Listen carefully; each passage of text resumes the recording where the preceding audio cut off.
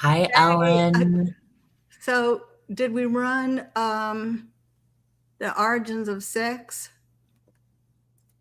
I don't believe so. Okay. It was just the countdown. Yeah, okay.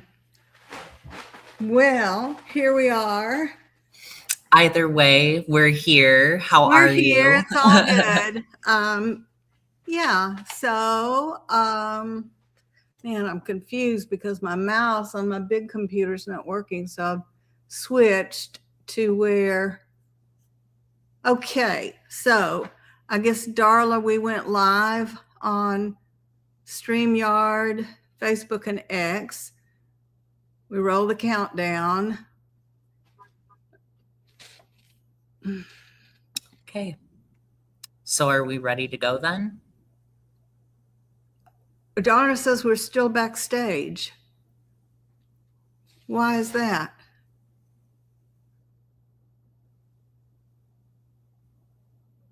Not anymore. We're live. Oh, okay. Yeah, Yeah. I So think to what was that? our font has changed. I like it though. I think it looks nice. Yeah, I mean, I do too. I don't think I did that. Maybe, did you or Darla? No, I don't have any of the controls on my end. That's right, you don't. Okay. Well, I don't think anybody will worry about it. No, Yeah, I like it. I think it looks very because we clean. had Charm before. The Yeah, we font did. called Charm, at any rate. Um, so, Anyhow, we thought that we would turn the tables around and I would interview you today and kind of like give you a chance to like talk about your story, like what brought you into yeah, this space to want to speak on, transition related topics. yeah, yeah. Um, and And so, I have a little bio for you if you don't mind me reading it off real quick. Um, yeah, yeah, kind of sure. like you do for our guests. I went and Yeah, found a little one. So awesome. Ellen Jimerson holds a PhD in U.S. Cultural and Intellectual History from the University of Houston and a master's in Theological Studies from Vanderbilt University. Her specialization is the intersection of Christianity and politics. An ordained Baptist minister and gay rights activist, she is most well known for having officiated the first same sex wedding in Alabama in 2015 and for having written and directed the documentary The Second Cooler in 2013. So, given that introduction, what brought you into activism in the first place? I know you have your PhD. Did was it all? Did politics always pique your interest, or like Oh, what? I had, it had to pique my interest. My father and mother never stopped talking politics. Yeah. And I grew up in two of the most extreme places in the country for racism and segregationist sensibilities, which was really, we didn't do our gender news. So maybe after we talk for a little while, we can come back to that because things did happen that I want to get to. But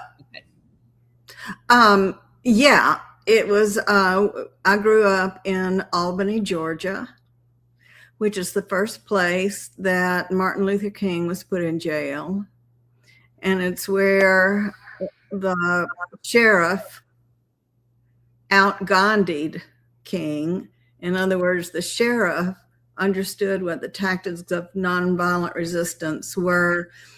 And so he knew that King and the others would try to fill up the jails. So he arranged with people in outlying counties to take the extra load of prisoners when it happened.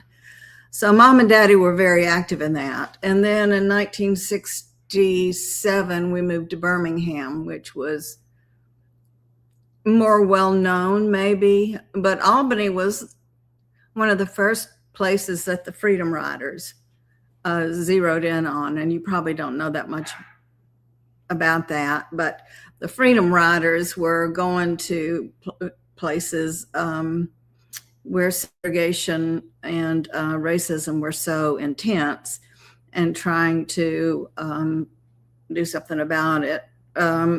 It was not unlike the sit-ins at the restaurant counters, where those things happened.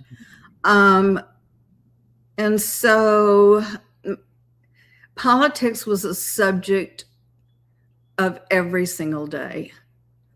Daddy and Mama both were just so upset about racism, and they had to listen to it all day long. I mean, people don't realize what it was like, and movies like The Help didn't really speak to that. To Kill a Mockingbird was an outstanding movie that really did show that. And so we talked segregation and integration up until the time I was 14 or 15. And I think I may have mentioned to you that when I was in the 7th grade is when President Kennedy was assassinated. And I was in a math class when that happened. I was 12 years old, 12 in the 7th grade. And we got word over the intercom that President Kennedy had been shot in Dallas, but we didn't have any more news than that. And then a student came to the door and told us that he had passed away. And all the kids around me, both in my classroom and in other classrooms I could hear, just erupted in cheers, clapping, stomping their feet, saying, and I'm afraid to say it on YouTube, the N-word, lover is dead. We don't need to say it, but I think there's something wrong when you can't say it, because you're not really testifying to the way it was. But I don't want to get a strike. Yeah. People don't, my little sister was told to get out of her friend's house when they learned that my parents were voting for Kennedy. But yeah, you heard the word a lot, and we heard it applied to us, and it was traumatic. So I think that partly all of that accounts for why I've always felt an attachment or a sympathy for gays and lesbians who have been closeted, because I was closeted too. Because if people found out that you were a Democrat or you were opposed to segregation or any of those things, you could die a social death, and you could also die a physical death, because people were being murdered, Viola Liuzzo and James Chaney. And of course, we knew Medgar Evers. It was happening. And as I say, Albany was one of the worst towns. And my mother told me, of course, later on that she received anonymous phone calls from people threatening to kill her children if they wouldn't stop. And they didn't stop. Terrifying. And it is terrifying. It was, and it was traumatic. And I was so glad when we moved to Birmingham, because I thought, oh, we'll get a break now. Nobody will know me. Nobody will know who Daddy is or Mama is. And Mama rubbed feathers the wrong way too, because she brought Head Start to Albany, which was a program directed at mostly Black kids to try to give them a head start on school. Yeah. So people didn't like that either. But the first thing Daddy did when we got to Birmingham, he got invited. He had been a lawyer in Albany and then was hired on to a law school faculty in Birmingham. And so, of course, people were calling him for interviews and stuff. And so the first thing we do, we were there like a week, 2 weeks. he was interviewed on the radio, and they asked him about flying the Confederate flag over the Capitol in Montgomery, which at that time was still being flown. And he was like, "We have no business flying the Confederate flag." And I'm like, you're like, oh no. Here we go again.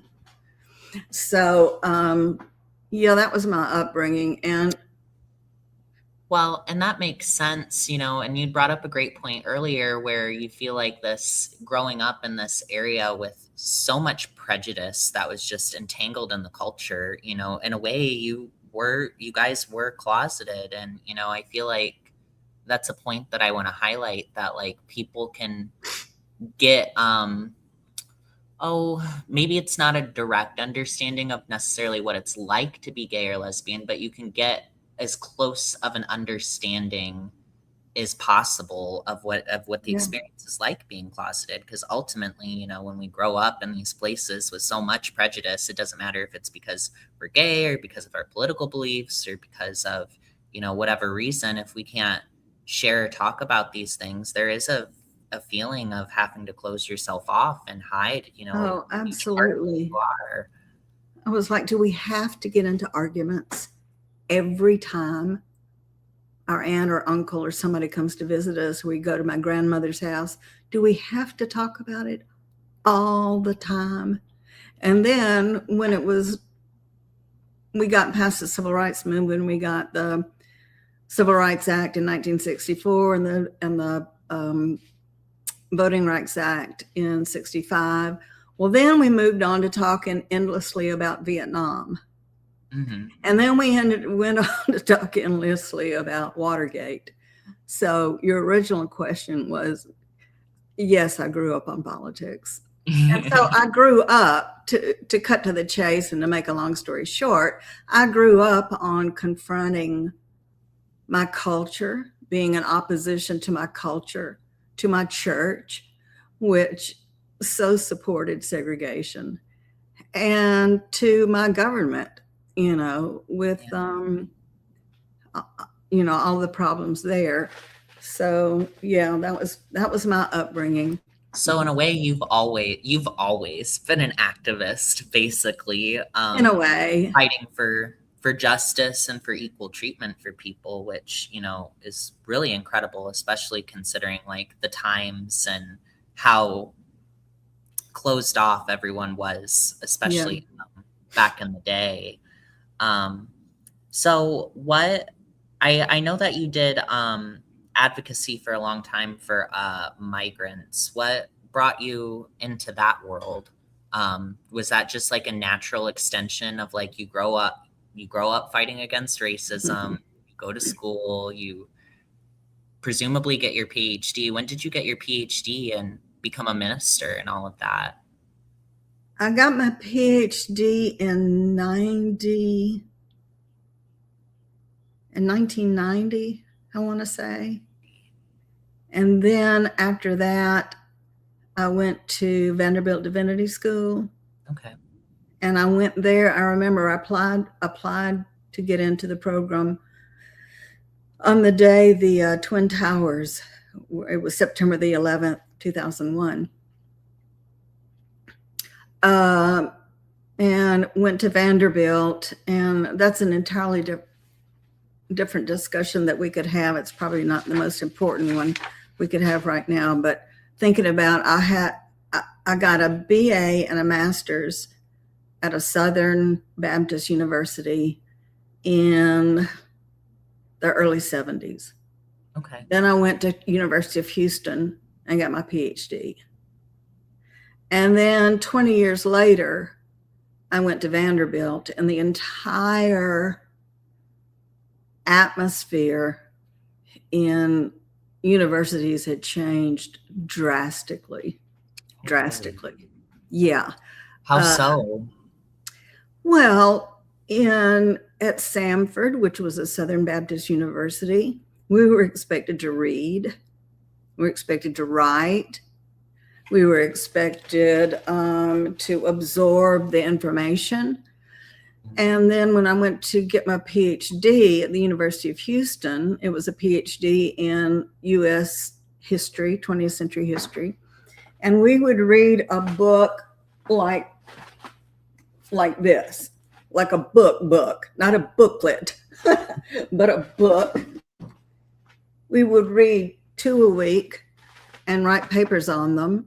And then you had to deliver your paper to your seminar. And I would literally be shaking because I was so intimidated. It was like I got in on an accident. It was a mistake, that kind of feeling. So, and then you get to, reading, studying for exams, studying, and writing my dissertation and all those things. And I get to Vanderbilt, the Harvard of the South. Do you know how many, would you want to take a guess as to how many books I was required to read at Vanderbilt? Oh, Make it how long did you go? How long were you there for? And I'll make an overall guess. I started in January of 2002 and graduated in 2005 in December. Okay. So 2.5 years, something like that. Okay. 100 books. See, I just love it because I was required to read no books. What? No, I was not required. We would be given suggestions. And a lot of it, I mean, it was like the dawning of the woke academia, where there was a guy that I got to know there. He was Black. He was an older student like I was. They call it second career. He had been in the military. And at that point, he was working in, I think, a psych ward, maybe in a hospital. And everything he said was just wrong. He would, like we had a seminar, a class on pastoral care.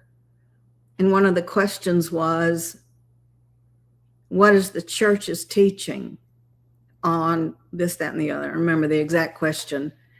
And he and I both said, we're Baptist. There is no church teaching. Well, what is the church teaching? And I'm like, one of the reasons, because they were saying, diversity and all of this, but they weren't diverse enough for me or for this man whose name is escaping me. But they asked in that class too, if you go into a room and there's somebody in there who's very, very agitated and he's walking around and he's agitated, what do you do? And so my friend said, well, that's when you call security. And the little teacher's assistant said, no. How would that make them feel? You've got to affirm them. And he's like, this guy actually does this. That's crazy. And it was like this all the time. There was a woman there who was greatly pregnant. She was studying for the rabbinate. And she had to go to a doctor's appointment and she missed a class. And the little TA, the teaching assistant, was like, you have to bring me a note from your doctor. She's pregnant with her second child. Yeah. She's studying for the rabbinate. It's so to me. And she's like, bring you a note from the doctor? You can't just take my word for it. It was that kind of stuff all the time. Yeah, it was that kind of stuff all the time. But the main thing is we were never required to read a book, and there were things you had to think and things you couldn't think. And like this poor friend of mine, he was told to write a paper about something of interest to him as a middle-aged, I guess you'd say, Black man. And he wrote something about the ladies' man. He got sent to, everybody was like, he's so offensive. As a woman, I'm so offended. Well, okay. That's what happens in universities. You encounter people and ideas that offend you. Right. And so he had to go to like, what do you call it? Like reprogramming training at his own expense. Wow, at his own expense. That's crazy. Yeah. That's really crazy. So another thing that I have just been witnessing is this woke thing, for lack of a better word. I used to use the word in a positive way, but just to sort of cut to the chase, on top of everything else, it's like, what are we doing? Read a book. You kind of witnessed this shift in the culture in your years in university, and I feel like that's ultimately, that shift is what led to a lot of the I guess you could call it like social moral breakdown that we've seen. Gosh, I feel like such a conservative saying that, and I'm not a conservative for anyone listening. Like, I'm how not. did I get lumped into this when I'm clearly anti-war, anti-racism, all the things, and suddenly I'm a TERF. I'm a transphobe. It's so crazy. And we'll get into what ended up pulling you into this conversation around gender. But first, I want to know more about the advocacy that you did for migrants, because we've talked a lot about that on just in our conversations. So what initially drew you into that, and how did those experiences go on to inform your activism, moving forward from that? There was a really specific moment when, right after I graduated from Vanderbilt, this whole illegal immigration was bubbling up and starting to be a big issue. And a prominent interfaith, justice-oriented group held a meeting at the city hall. And my husband and I, Al and I, went to the meeting, and I was just horrified at what people were saying. There was a woman, very tall and well-dressed, who said, "Now, you can't call me a racist. I've been to Mexico, and I like Mexicans, but they're Catholic, and I worry about their impact on women in this country." I'm like, nice, you stood up in public and said that. Perfect. Then a Black man stood up and said that he couldn't rent out his rental property for Mexicans, and this is a quote, "running around half naked." And I was thinking, and then this good old boy who was a medical doctor was running for the Senate or the House of Representatives. And he does this good old boy, this I don't know, I'm just as confused as you are, but I just worry that with their health care being so bad, that if they come here, they're going to bring leprosy with them. Oh. Leprosy. Wow. Which A, is not highly contagious, and B, can be treated with penicillin. So what are you talking about? And the round of applause, and the Presbyterian, fine fella, not the sharpest blade in the justice drawer, if you ask me, but he starts applauding, and he says to this man, his name is Parker, "There are a lot of people here who want to see you in Montgomery." And I looked at Al and I said, "Has Frank lost his mind?" Yeah. And so I left there, and other people who had been there, who went to my church and so forth, basically thought I was there because I didn't like Mexicans either. Oh. And I'm like, no. Yeah. And then I thought that this had happened just as I graduated from Vanderbilt, where I was studying liberation theology as it comes out of Latin America, or it came out of Latin America. And I thought, with all of my education, all my degrees, all my education, with my experience growing up in the home of civil rights activists, if I didn't have something to say, then all of that would have been wasted on me. So a friend suggested I take what they call an immersion trip. I mean, it's not really, it was 5 or 6 days, but to the border with a group. And it was a group called Border Links. And it just, you know, I had the question, it makes no sense that all of a sudden hundreds of thousands and millions of people are crossing a border illegally. Why? Why wouldn't they just come legally? What's going on that they're leaving and not coming legally? So I went to the border, and after 5 days, I had been introduced to the impact of the North American Free Trade Agreement on the peasantry, which everybody knew would displace people. I knew about free trade agreements, which is what NAFTA is. I visited with Border Patrol agents. I went to shelters. I heard all up and down the border some of the same stories, that if they pick you up and it's extremely hot and you've been in the desert, they'll turn the heat on and you'll beg them not to, and that's torture by the Geneva Conventions, manipulating temperature. I've heard that. I heard it at the border. I heard it from a man I interviewed from a movie who was in Atlanta. I've heard it from other migrants. Yeah, the worst thing you can do is say, I'm freezing. I don't have on a shirt. Please turn the heat on. No, they'll turn the AC up. And they say they don't do that. And I talked to the Border Patrol agent, the head of Border Patrol in Tucson. And he said, no, that wouldn't happen. Because if it ever happened, it would be a criminal offense, because the migrants have already been under so much pressure and then been out in the desert and all of that. Yeah.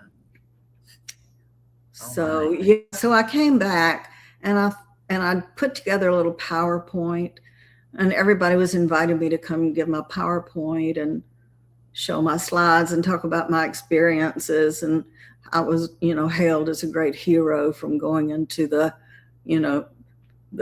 dangerous border, which I was never in any danger. Although I did hear what later turned out to be a drug-related execution. Oh. Yes. That's frightening. Well, I mean, I didn't know what it was until afterwards, when the State Department said, you probably don't need to be going to Nogales anymore. That was in Nogales. But where was I going? Where did I leave off? So when I came back, I was doing a PowerPoint, and people were telling me, you've got to find a way to reach a broader audience, because you're talking about things that nobody's talking about. I didn't know NAFTA had anything to do with it, they would say. Mm-hmm. And I would explain about what NAFTA was and,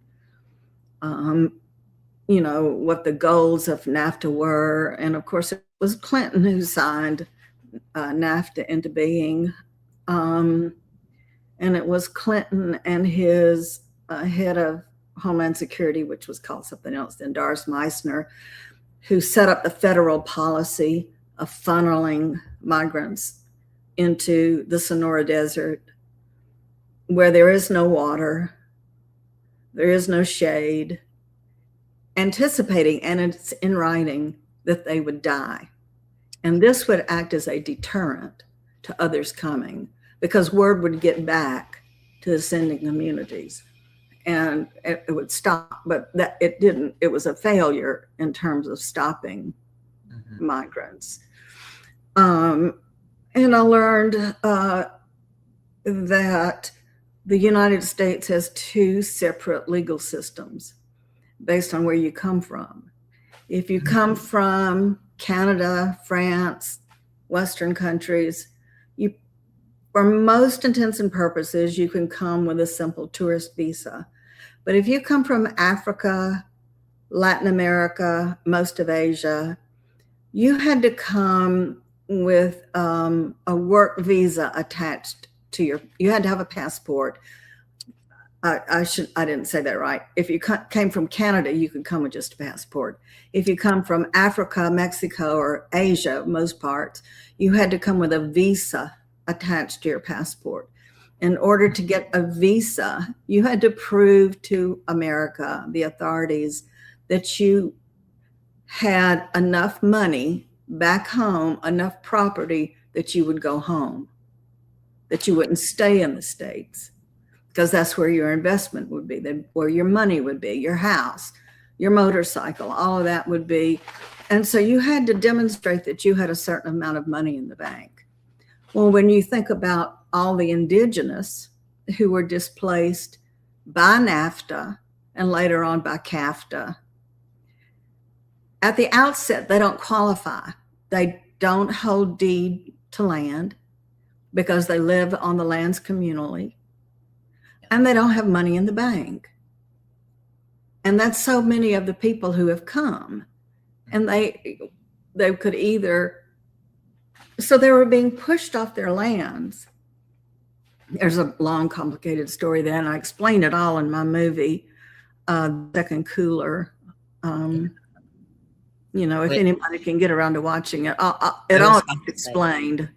When we post this episode on YouTube, we should put a link to your film somewhere. The Second Cooler, yeah. So that people can go watch it. Yeah. It is posted on YouTube. What? Yeah, there's my visual. That's the main graphic. And you see the person who came up with it did such a good job. That's the Capitol. And those are body bags that were photographed in the medical examiner's office in Tucson, because so many migrants had been pulled from the desert. And there's Canada's flag and Mexico's flag and a little bitty American flag. Yeah. All of that symbolizing NAFTA. Yeah, that's a really, really powerful visual, especially with the body bags. That's very striking. And I've seen them, making the Second Cooler. I went to the medical examiner's office, and that's where the title of the movie came from, The Second Cooler, because Pima County had to install a second morgue refrigerator to house the bodies, so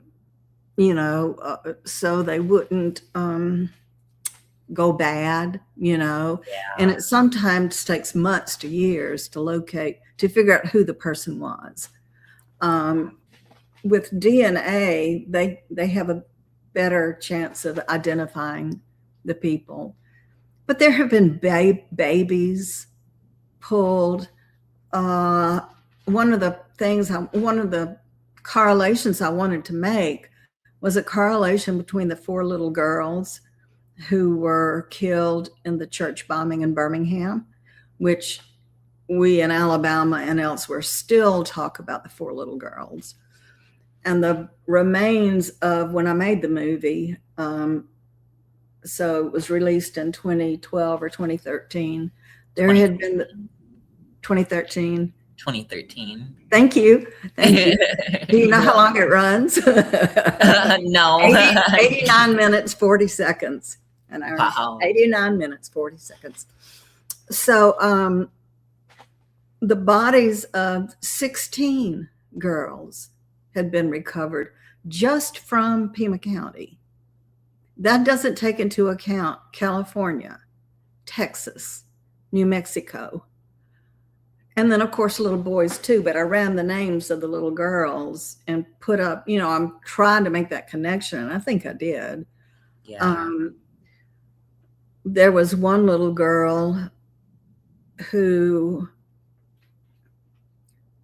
was coming, I think, Guatemala.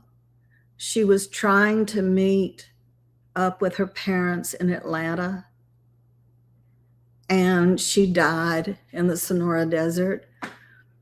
I think her body temperature was 110 or 115 when they found her.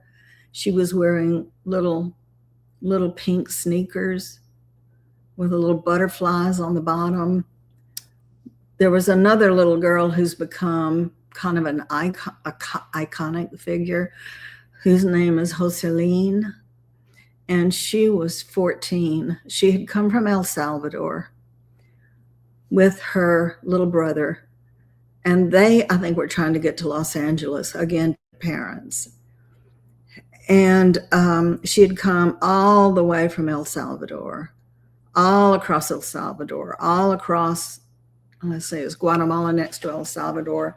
And then Mexico itself is extremely hostile and a big stretch of land. It's 1,000 miles long or something. Mm-hmm. So she had come, she had gotten over the border, and she got onto the Sonora Desert. It was January, and she just couldn't walk anymore. And the guy, the coyote, left her behind, intending to take her brother on and then come back and get her. And when they came back, she had basically frozen to death. It gets really cold in winter in the Sonora Desert. And so anyway, that's, I have a gajillion stories, but maybe that's enough to. Well, I mean, it certainly paints the picture. I mean, God, what a tragic world we live in sometimes, I think, as I hear all these stories. Okay, so you made your film The Second Cooler in 2013. What piqued your interest into LGBT activism? I know earlier you said that you kind of have this understanding of what it's like to be in the closet because in a way you went through a very similar experience growing up. So I know that would play a part in your activism, but what was the moment that, like, I guess, piqued your interest in this field? Just given it is such a niche field, to talk about. I feel like especially within the church too. Now, I will say Baptists are different from Lutherans, which is my background. And we didn't really Southern Baptists, yeah, stuff in the Lutheran church. Yeah. If we did, it was, they certainly were not positive about it in any way. So what brought you? Well, part of it is that immigration and LGBTQ issues and women's issues are not separate. And this is one thing I began to understand and read about and hear about.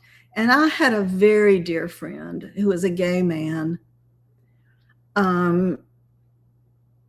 He had lived in Tucson, and at the time I got to know him, he was living in Los Angeles. But when he would be in Tucson, he would go across the border to the shelter there.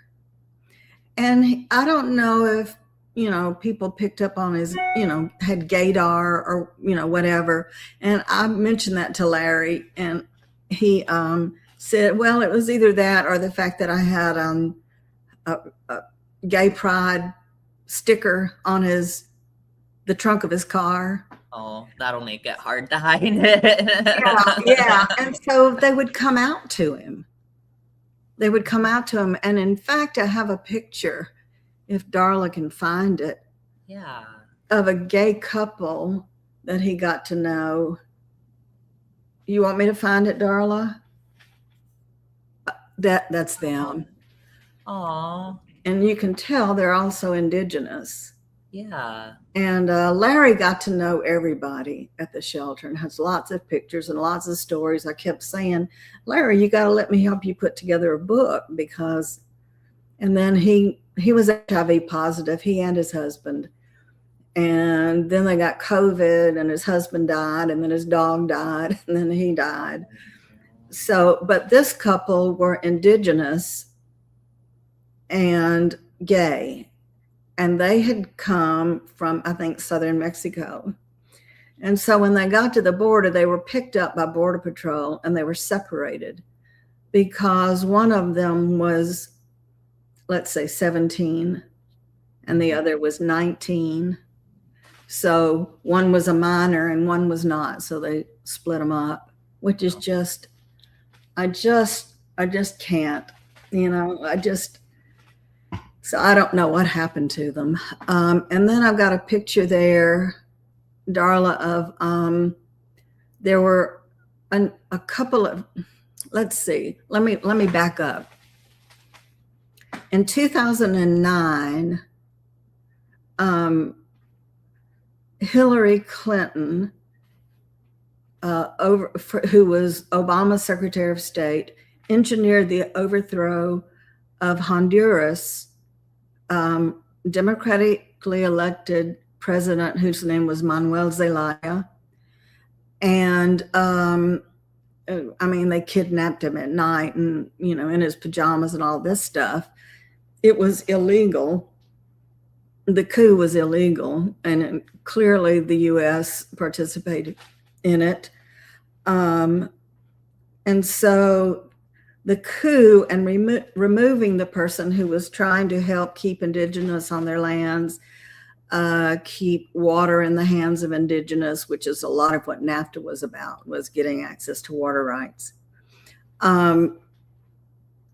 So it sent Honduras spiraling downward into poverty, and also into the thing that almost always happens in this situation. There was a persecution of gays and lesbians. There was an explosion of femicide, which means to kill women because they're women, and a persecution of trans people. With me hearing stories of trans women being kidnapped, killed, chopped up into little pieces, and their body parts thrown in a ditch. And one of the people who pointed the finger at Hillary Clinton was an indigenous leader whose name was Berta Cáceres, who was trying to protect the water rights of the indigenous, and she was assassinated. And she said before she died, she literally pointed her. I wrote an article about this that was published in Latino Rebels. At any rate, among the people coming out, and they didn't come out necessarily immediately after the coup, which was in 2009, but they came some years later. So it was in 2014 when all these little kids were coming out of Honduras, trying to escape the gangs, and their parents had no option, so they would come unaccompanied, and Obama and Clinton sent them back. They admitted they would be safer here, but they sent them back. They keep sending these messages. And so there was at least one or two caravans of trans women who came out of Honduras. Now, I'm indifferent to whether they actually thought they were women in men's bodies, or whether they were cross-dressers or what. I'm indifferent to that question when it comes to these particular people. But they were picked up. I've got pictures of them, if Darla can find them. One was a woman whose name is Roxana Hernandez, and the other that's Roxana. She was from Honduras, and she was picked up by ICE. She was HIV positive. They wouldn't give her meds. She died in their custody. So, and nobody was talking about it. None of the immigrant advocates were talking about it. Nobody was talking about it. And she was represented, her family, by a transgender law firm. And then there was another woman, like 6 months later, who was from El Salvador, I want to say. And her name was, what was her name? Johanna Medina Leon. And she also died in custody. I think they put her in a room with no bed, and she laid on the floor slept on the floor, cold floor, for 5 days. And then they sent her on this long, they're always moving prisoners around, not keeping them in one place so they can't form relationships, et cetera, et cetera. At any rate, she died. And so a big point I want to make is that not only were the activists not interested, and this is why I'm always talking about read the document. If you're upset about Skermeti, read it and see if what you're upset about is really there, or the Don't Say Gay bill. Read it. It was the same with comprehensive immigration reform. It was a bill that only served to further militarize the border, making life even harder for people coming across. It expanded the guest worker program, which is a program of indentured servitude. And it offered this path to citizenship. But in order for people to get on the path to citizenship, the border had to be completely militarized. Now, what does that even mean? We've got drones, we've got cameras, all of which I've seen. I haven't seen a drone, but I set off a helicopter once when I walked off the road. But my point is that even the advocates, even the people who say they're on the side of undocumented people, were not curious at all about what they were promoting. And so DACA came along, if you remember DACA, Deferred Action for Childhood Arrivals. And everybody was like, oh, this is wonderful. Obama at last is doing something wonderful.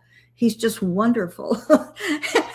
DACA required at the outset that you turn yourself in, that you report to the authorities that you're here without inspection, which necessarily means your parents who brought you here are here without inspection, your older siblings, your younger siblings.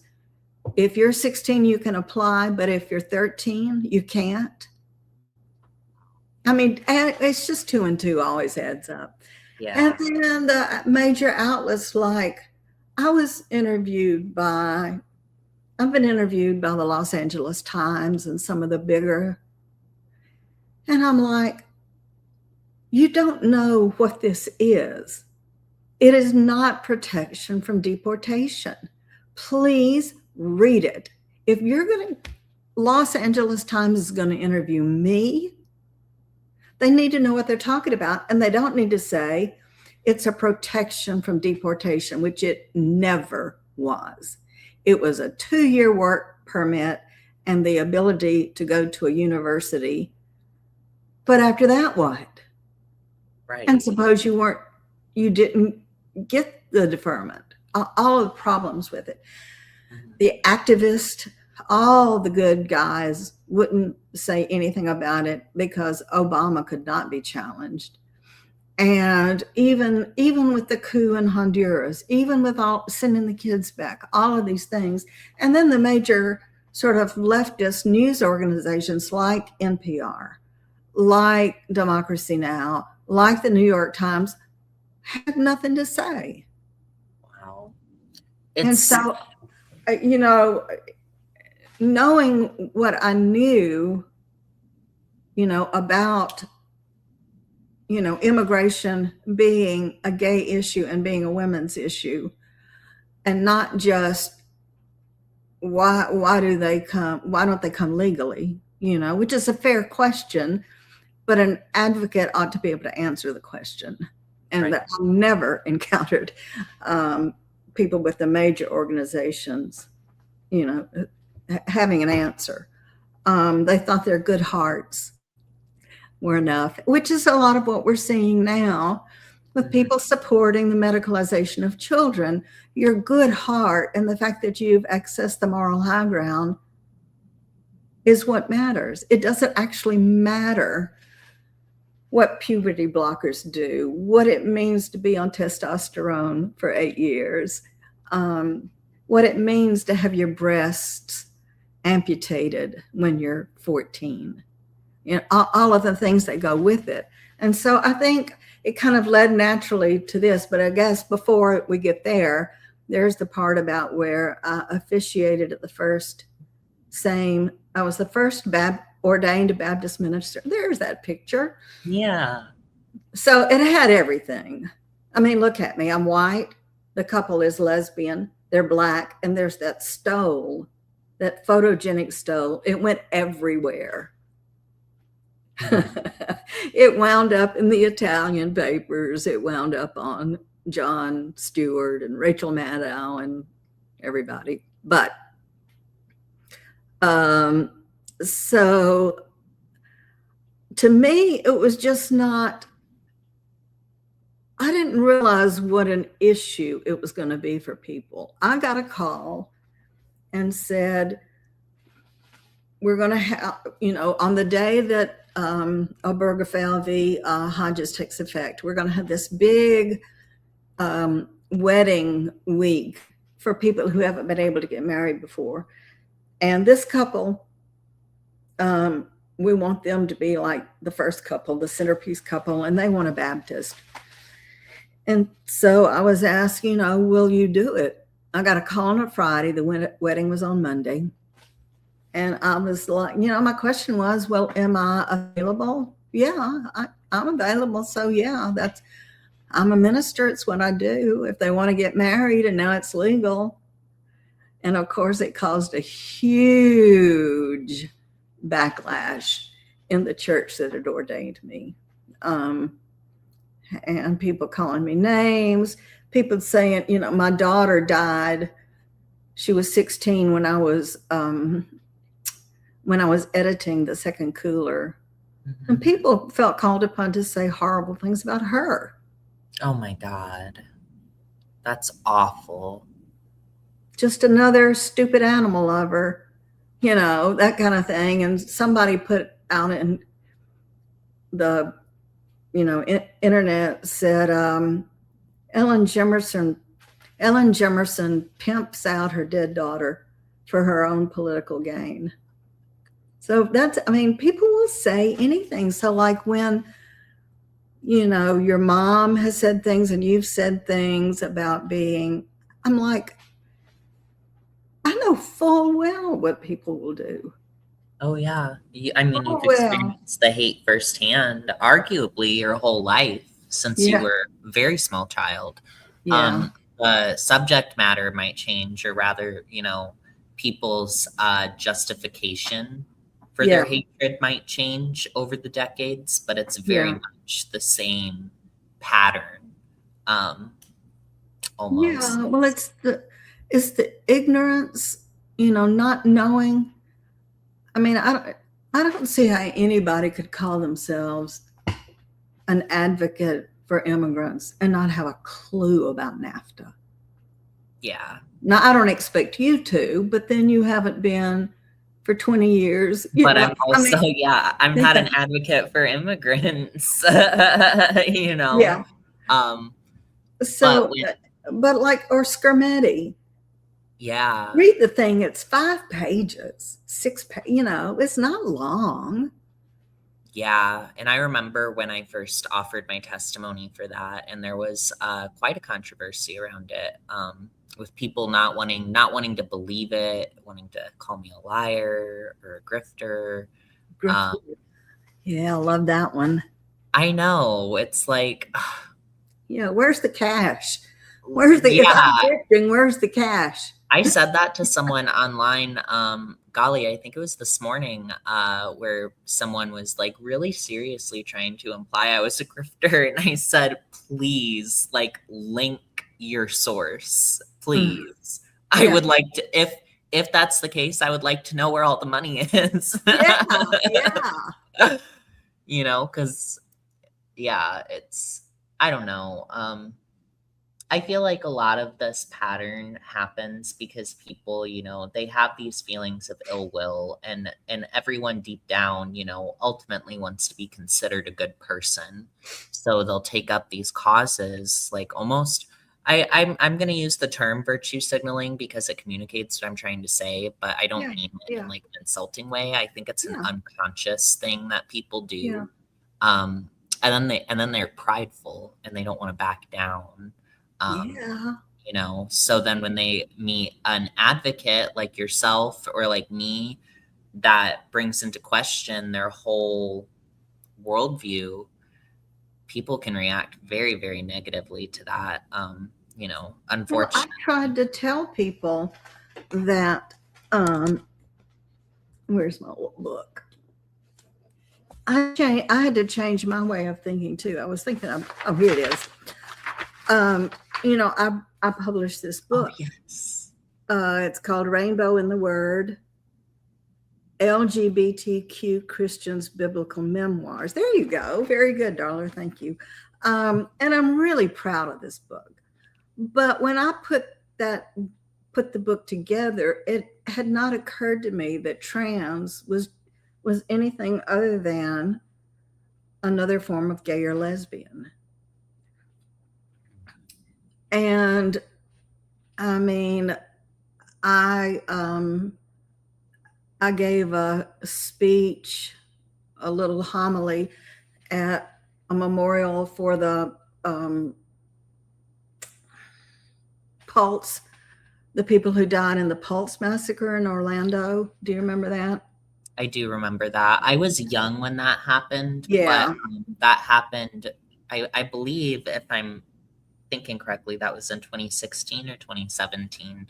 So it Mm-hmm. was Mm-hmm. early in my transition as well.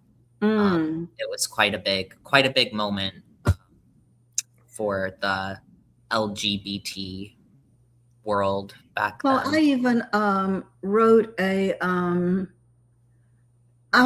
I still stand by this theological point, but I I wrote a little piece. I don't know what it was for, called "An Argument for God Being Trans," because in John 1:14 it says, "Word became flesh." In the beginning was the Word, and the Word was God, and Word was with God. And so you've got this transformation. I still stand by that, although I don't think it's the same thing, because I hadn't thought it through to this point. I mean, however you take this, whether you take it literally or as part of whatever, God changed form, but God didn't change God's substance. Mm-hmm. You know, which is what we're seeing now, that it's not just the outward appearance, is that there was something, you know, God was never word, God was always flesh. And that, so, I mean, I get interested in these kinds of things. Oh, no, that's very interesting. It's almost like the phenomenon that we have going on today because, you know, I've had my fair share of interactions with you know, Christian communities that, you know, are very supportive and I would say, you know, affirming. Um and they've had similar ideas. They didn't use the reference to the word becoming flesh, but they oh, and it's been so many years since I've read the Bible. I used to have it all memorized given the school that I went to. But there's a verse in there where it talks about God being both male and female and neither, essentially. And they would often bring this up as like an example of how God transcends the gender spectrum. And so, therefore, um, they believed that the substance, like our souls, transcended that. And according to these affirmative Christians, that could be how, you know, someone could end up in the wrong body, which in a way is sort of an inversion or a twisting of the actual verses in the Bible that they use to base these beliefs off of. Have you run into a belief system like that as you were becoming more of like I suppose like a gay rights activist within the church? I don't think so. I don't think so.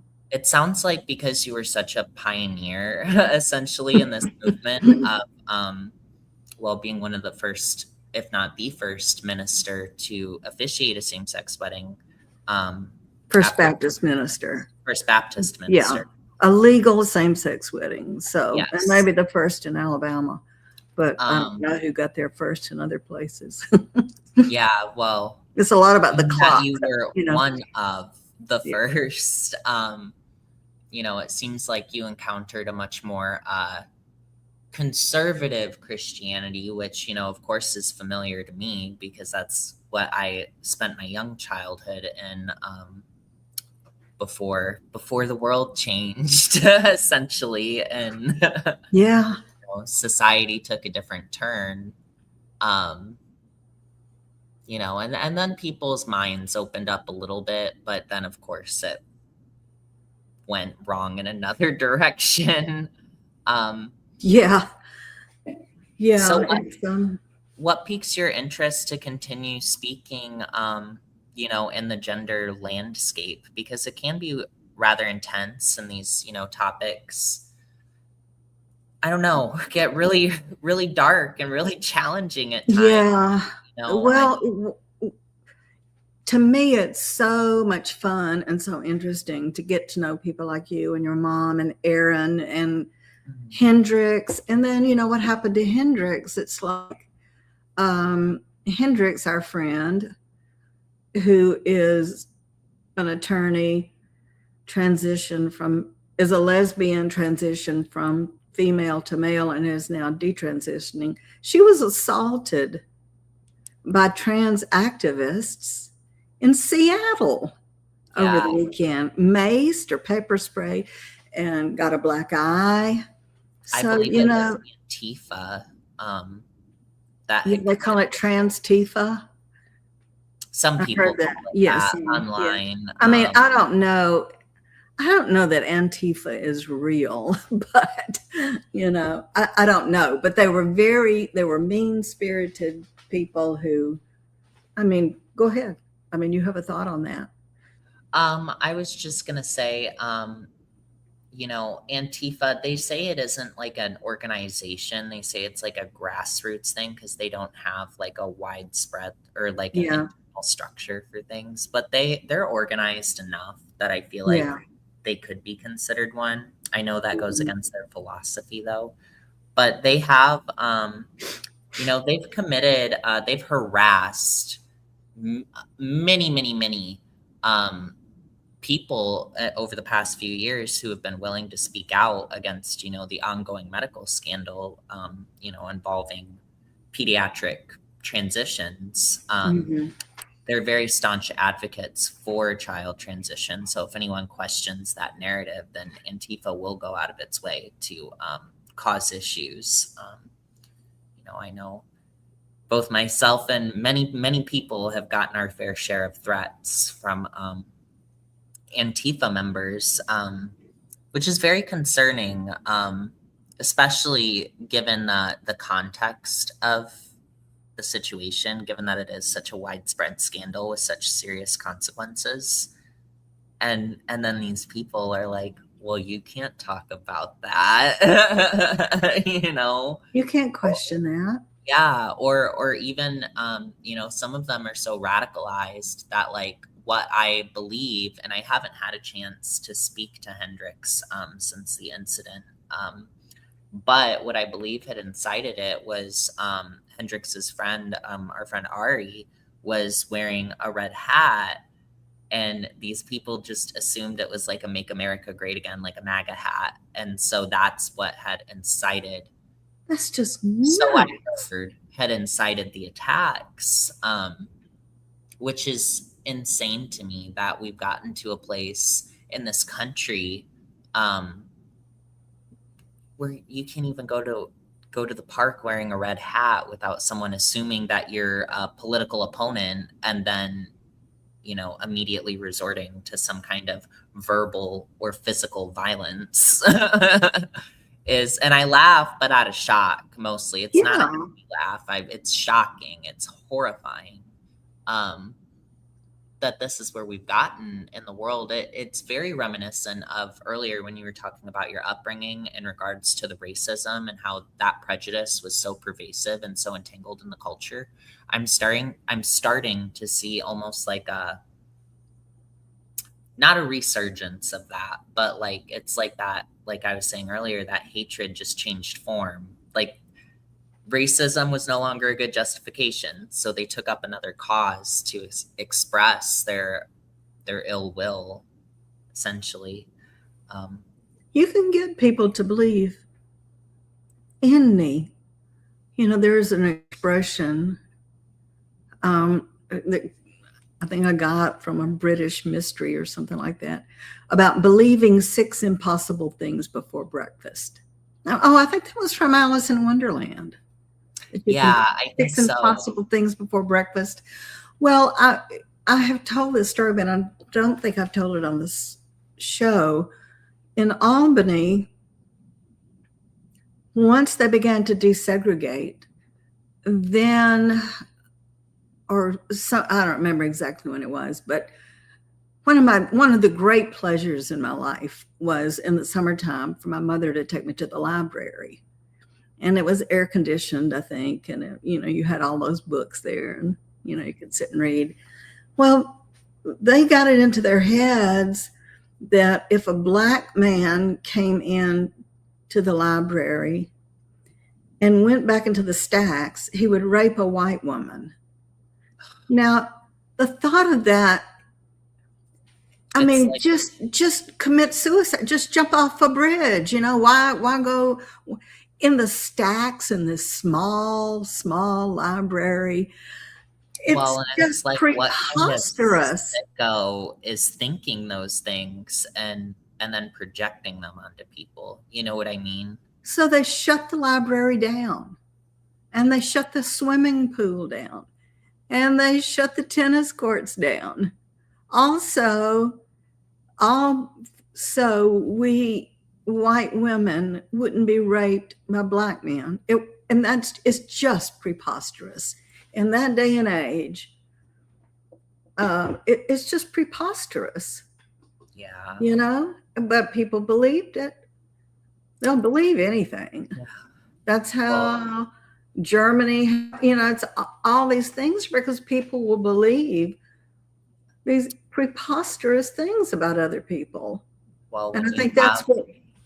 Go ahead. I was just going to say, when you have like a slogan that's either emotionally charging enough or is catchy enough and people repeat it, then that they can condition themselves to believing just about anything. When you repeat something so many times, there's a tendency for people to lend more credence to it than I believe in God the Father Almighty, the maker of heaven and earth.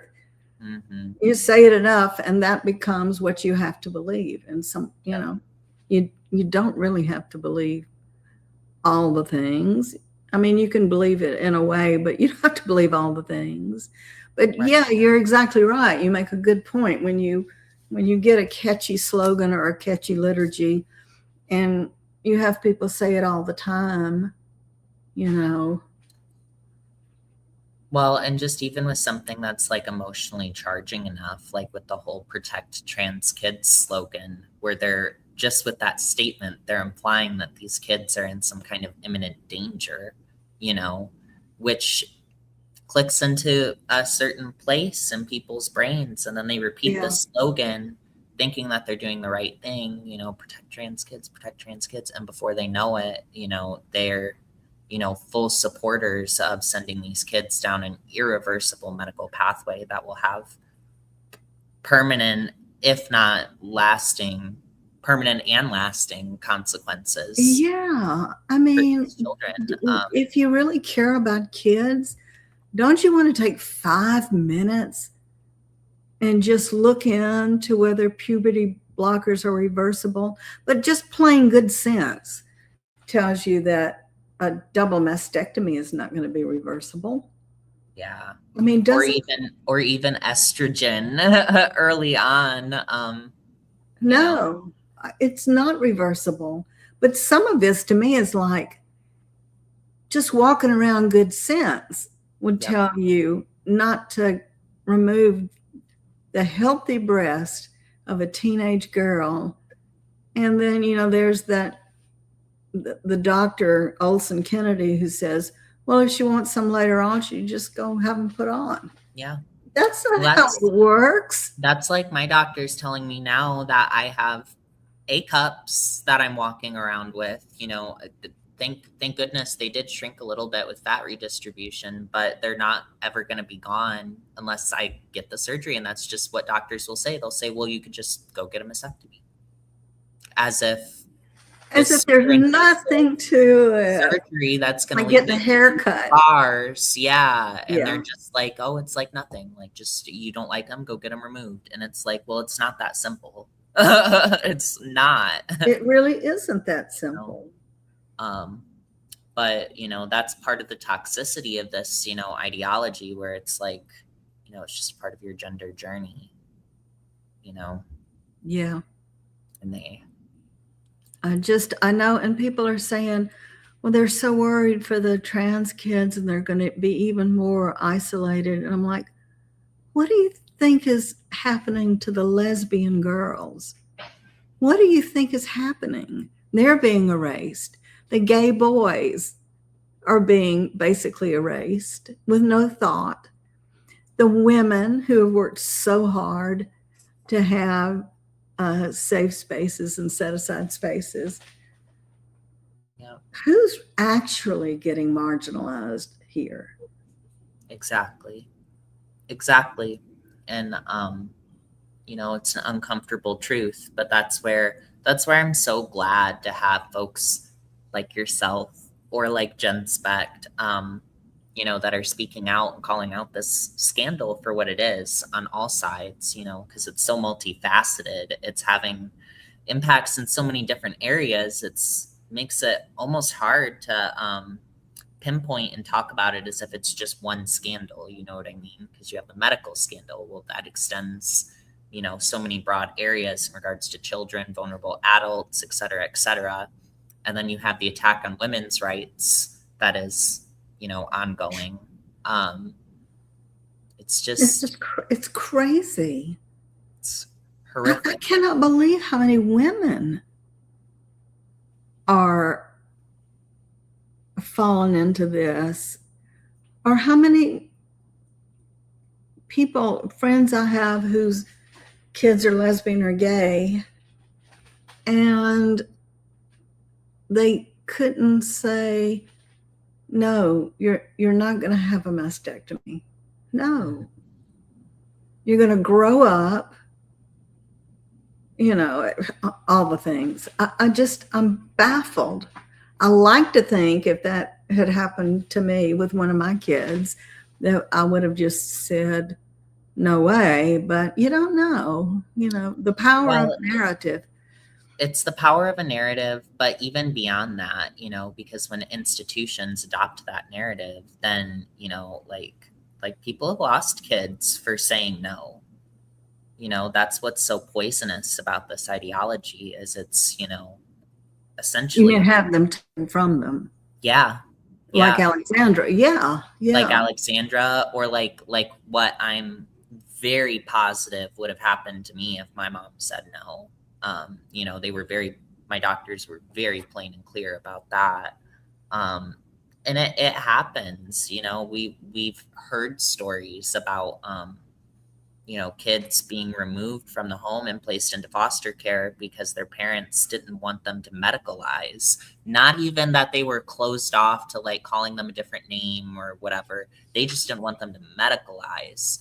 In which case, in some states now, that's grounds for removal of the child. And then they put them in foster care and medicalize them anyways. That was one of the things I had to talk about with SCOTUS has agreed to hear a challenge to a Washington law that facilitates runaway minors' access to gender-affirming interventions without parental notice or consent. Yep. And so they're going to hear a challenge to that law.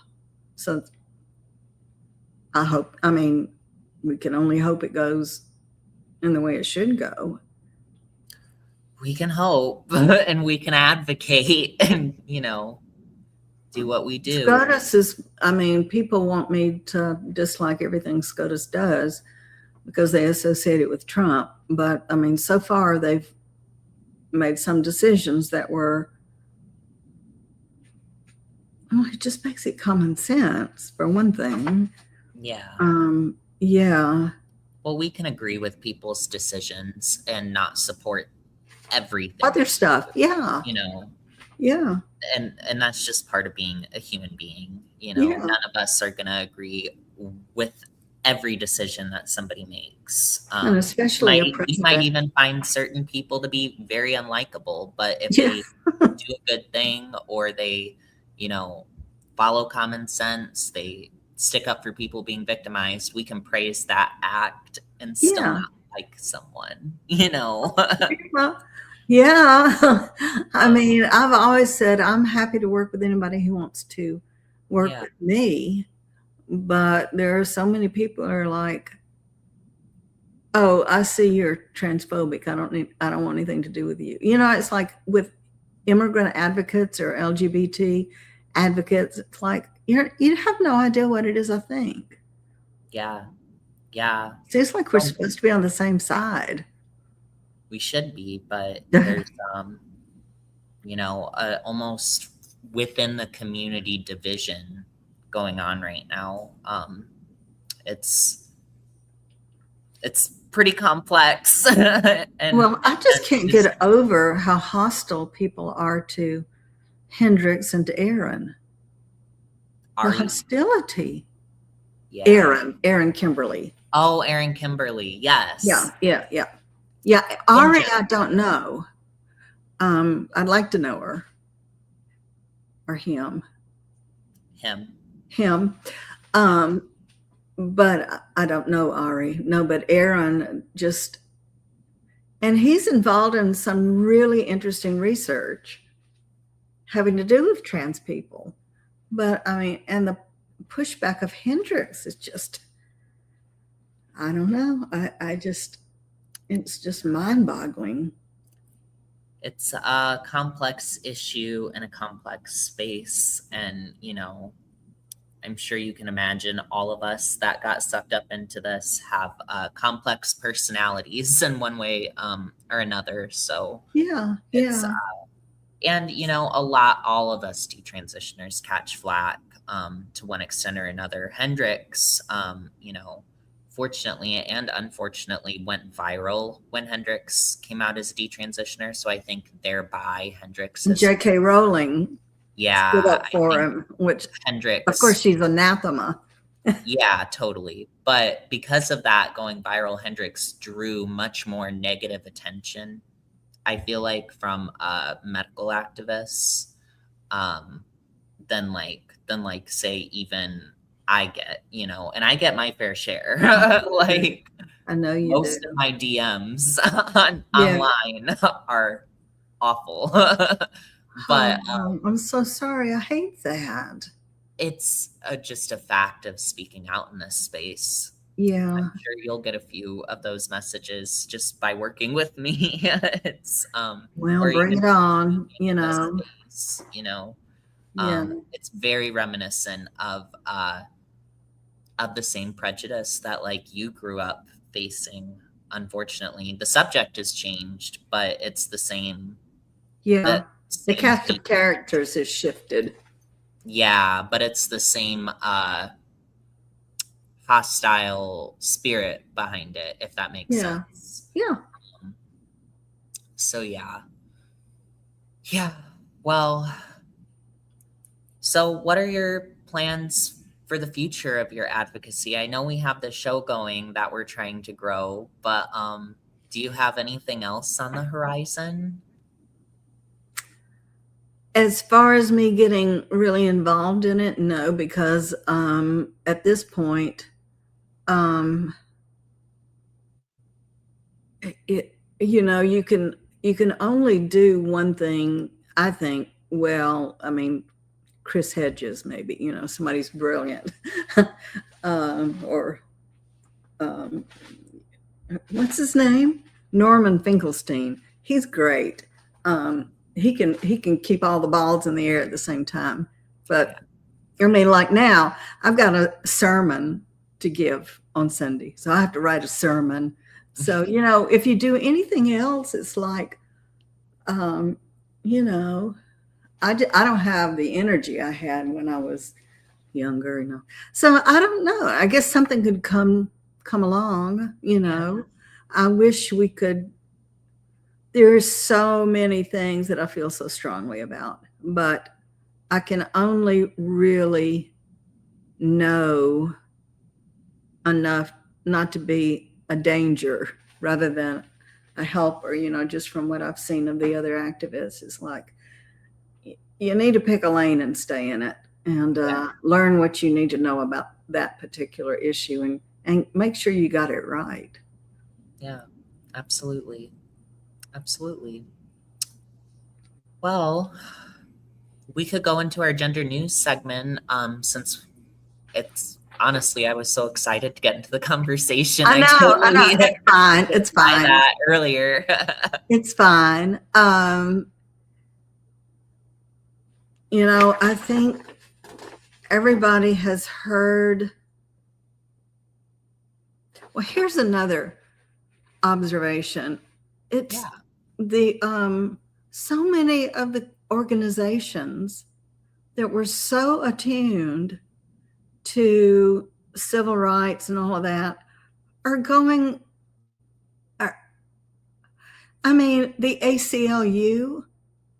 I clued into them with the Johnny Depp trial several years ago and Amber Heard, because they're the ones who got the idea that it would be great if she would accuse Johnny Depp of spouse abuse. I mean, it's more complicated than that, but I'm like, the ACLU, I thought they were supposed to be the one defending the rights of people like Johnny Depp, not trying to ruin his life to make money. And then the Southern Poverty Law Center. What? But of course, again, I clued into them years ago. You know, I just try to keep my eyes peeled. But I think so. The ACLU's lead litigator, so they were going to rule on trans athletes in girls' sports. And Leor Sapir, who's with the Manhattan Institute. So Chase Strangio is the litigator for the ACLU on this. And he said, left out of Chase Strangio's analysis is even the slightest awareness that there might be other stakeholders other than queer people, as he put it, whose needs, interests, and rights are negatively impacted by what queer people want. The idea that there might be trade-offs here never even enters the picture. And then he said, Strangio's argument is based on the world before 1972, when girls were excluded from sports based on various stereotypes. So I was, of course, glad to hear that SCOTUS did rule that trans athletes, and of course, the way it's reported, that in itself is a story. You know, I put on Facebook a meme somebody put where it says SCOTUS has barred trans people from participating in school sports, which is not true. Right. It's not even kind of true. You know, look it up, people. If you're going to make a meme out of it. It's a total misrepresentation. It's such a misrepresentation. Then the challenge to the Washington law having to do with runaway minors. Pamela Garfield Yeager, who's a licensed clinical social worker, published a piece once again confirming that autistic children are disproportionately persuaded they're trans. She's not the first. Oh, this is good. You know, I was trying to think of something that I could do for this show when I'm in Berlin. Yeah. Did you hear this? In Berlin, yesterday, the day before yesterday, there was a men's only event for men who say they are lesbians. They're called the Dolls, and it's a workshop. And it was billed as a trans femme lesbian meetup, no women allowed. But and this is like peak wokeness. So it's not just in the States. It said they will not tolerate, yeah, that's the poster, the oppressive behaviors, including racial fetishization, white only, gender and sexual normativity, colonial Islamophobia, Zionist discourses, or capitalist beauty standards. Okay. Wow. So what exactly are y'all going to talk about? So it's a men's only lesbian event. And racism will not be tolerated, or colonialism, or Islamophobia, or capitalist beauty standards. And Al said, "What?" I was telling Al about it. He's like, wait, what? Wow.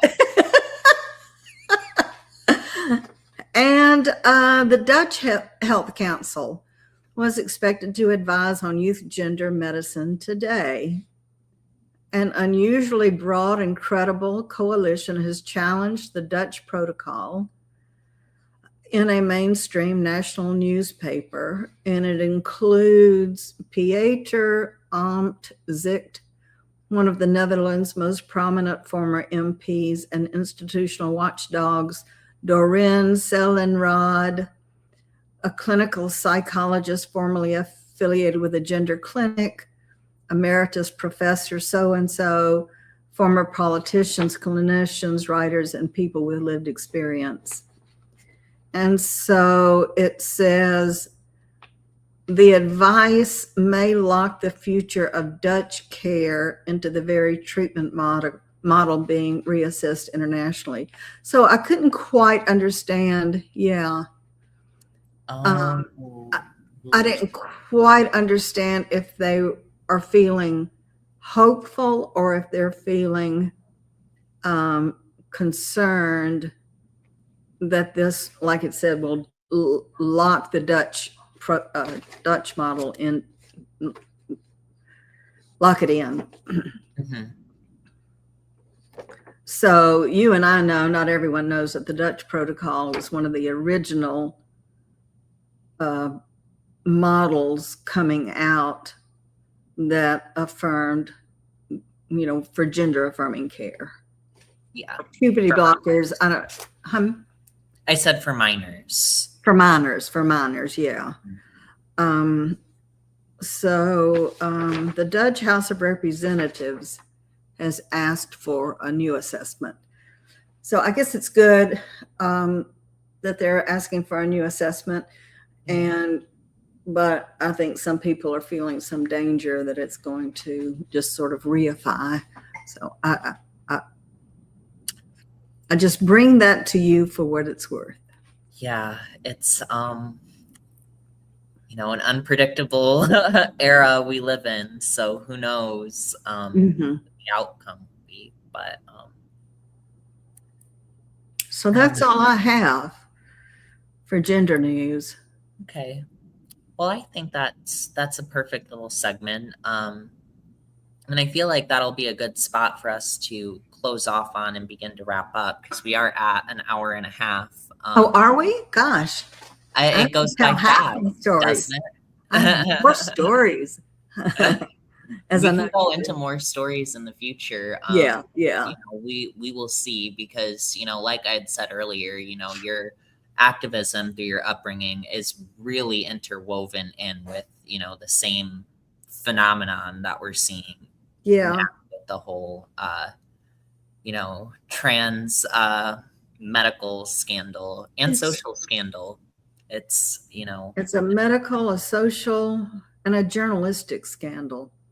Certainly. Like I'm saying, the same with comprehensive immigration reform, that journalists could not find a single thing to say about Obama's policies. But the minute Trump is elected, an explosion of interest in children in cages and deportation, like Obama wasn't the deporter in chief. But at any rate, yeah. My hermeneutics of suspicion. so much to be suspicious over in this world. It's wild. All right. Well, I am so glad that I have met you and met the other people that have been on the show, and your mom and Darla and I are working together, which is wonderful. Yes, we are so thankful for you, Darla, for helping out with the show. Yeah. Lord knows if I was in the booth, it would be a disaster. Start pushing buttons. All right. Well, I think that that's a good note for us to close off on. Do you have any like last thoughts before we head off? Or no, I just no, people, be careful. Yeah. Read the documents in question. Be careful. Be careful. Read your documents and don't fall in love with your politicians. I don't care who they are. Don't fall in love with them. That is a great note for us. Actually, that is sort of like my sermon, because it's sort of fortuitous that I drew the day after the 4th of July. Okay. So on one hand, you've got empire, and on the other hand, you've got the kingdom of heaven on earth. And which is it that you really want? Yeah, that's beautiful. I like that symbolism. All right. Well, all right. So I think this is a good note for us to close off on. And I can't see on my end if anyone tuned in, but if anyone did, thank you for tuning in. And they did. We will be posting the recorded version at some point. It'll be posted on Ellen's YouTube channel, Ellen Jimerson. Yeah. Perfect. And yeah. All righty. Well, thank you, Jonnie. Thank you, Darla. Thank you for talking. Yes, you're welcome. You have a good night. Have a good night, Darla. Have a good night to our listeners. and we will see you Tuesday. Yep. All righty. And we roll out.